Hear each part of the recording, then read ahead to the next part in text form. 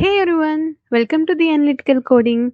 In today's video, we are going to learn group by, pivot, and unpivot columns in Power Query. In Power Query, the group by feature lets you summarize data by grouping rows based on one or more columns. So it is useful for summarizing, aggregating, and organizing data to make it more meaningful and manageable. So from the Power Query editor, go to the Transform tab, and here we are having an option called Group by.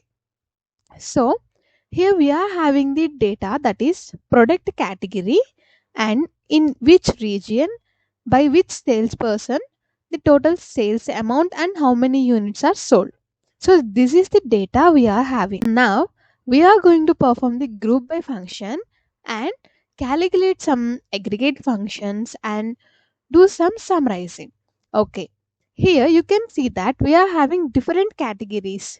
I want to calculate the total average sales for each category. So for clothing, what are the average sales amount? So I need to calculate that. Click on group by, and here we first one is we have to select the column on which we are going to do group by. So here we are going to perform group by on category. So based on category, we need to calculate average of sales amount. Okay, so for each category, average of sales amount. So I need to group by this particular column, and the new column name is average sales. Click on OK. Now here you can see that average sales for category clothing is 424.2. So in this manner we can group by a particular column and get some aggregations.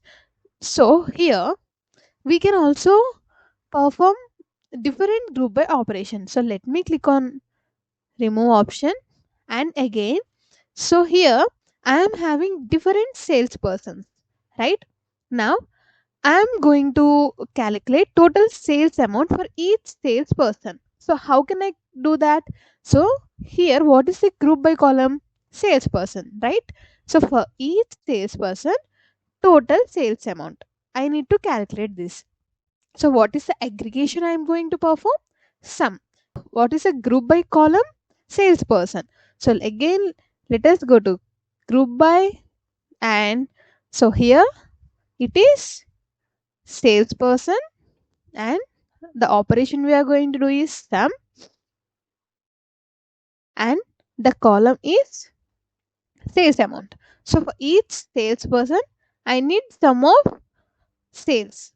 So here the new column is total sales. Click on OK. In this manner, we can perform some group by operation for single column and get the auto aggregation we want. And now this is the basic group by. Okay. We can also perform some advanced group by operations. That is, here we have selected single column for grouping.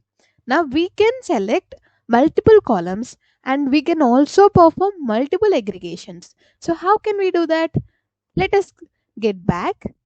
So here we can change this step by clicking on the gear icon in applied steps, and here we are having an option called advanced. So let us click on that, and here we are having one single column, and if we want to add multiple columns we can add that, and also we can add different aggregations also. So now let us take category and also add grouping, and the next one is region.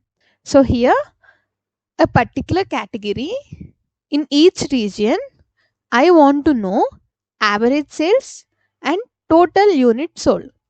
Okay, so I want to perform the operation average and also sales amount, and I need another aggregation for total units sold,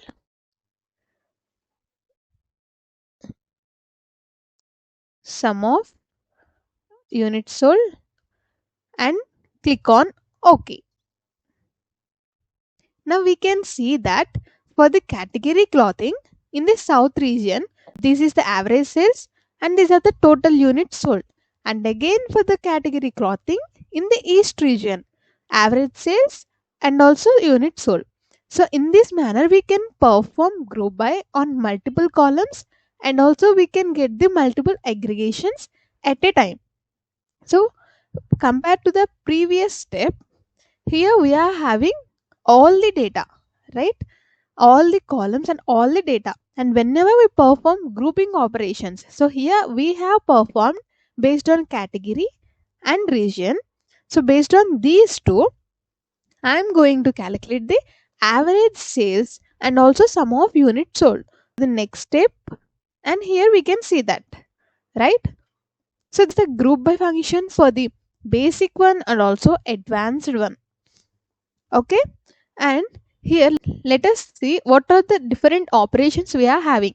We can perform sum, average, and also calculate the median, and we can find the minimum sales or maximum units sold, minimum units sold, and also in some cases we might need to count the rows and count the distinct rows. And here we are also having an option all rows. So let us click on that all rows and let me rename it to rows.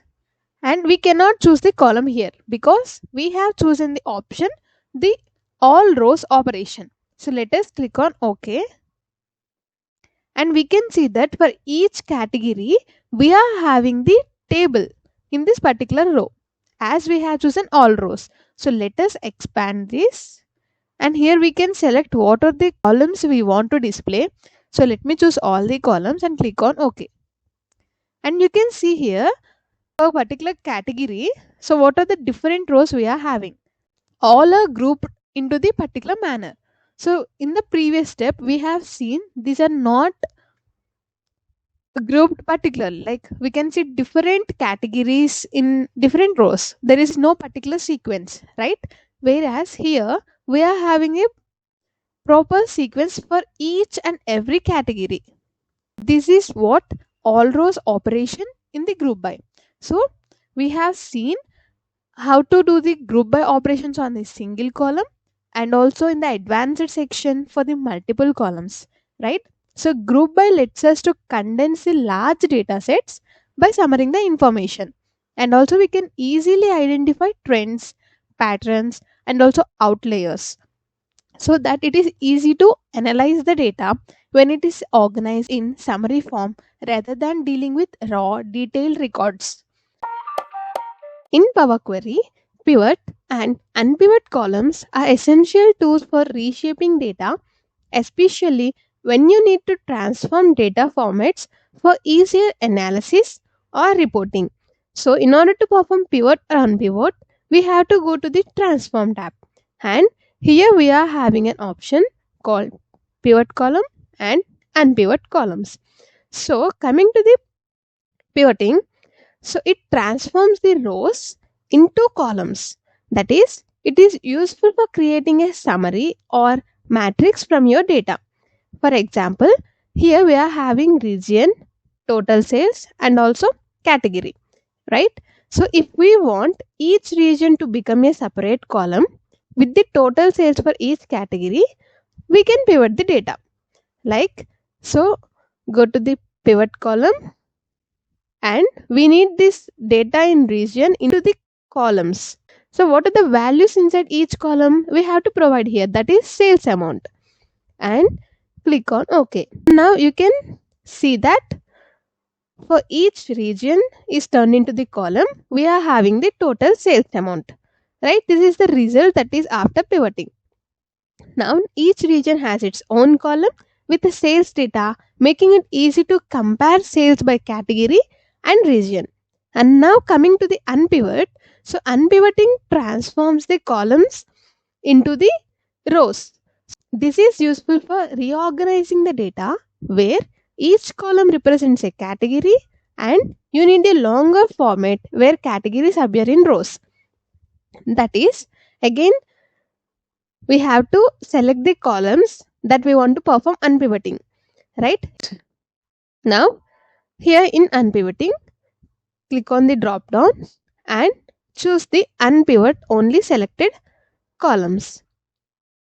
So Power Query will transform the data into the long format. You can see that this is the attribute that are the columns turned into the rows. We have to rename it to the region and also the value to be the sales, right?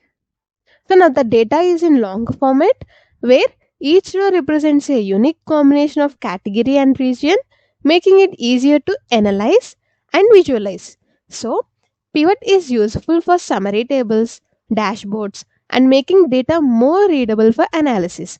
Whereas unpivot is ideal for preparing data for visualizations or analytics, as many tools work better with data in long format. So these transformations make it simple to adjust data shape, giving us more flexibility for reporting and analysis. So if you like this video, please do like, share and subscribe to my channel. Thanks for watching.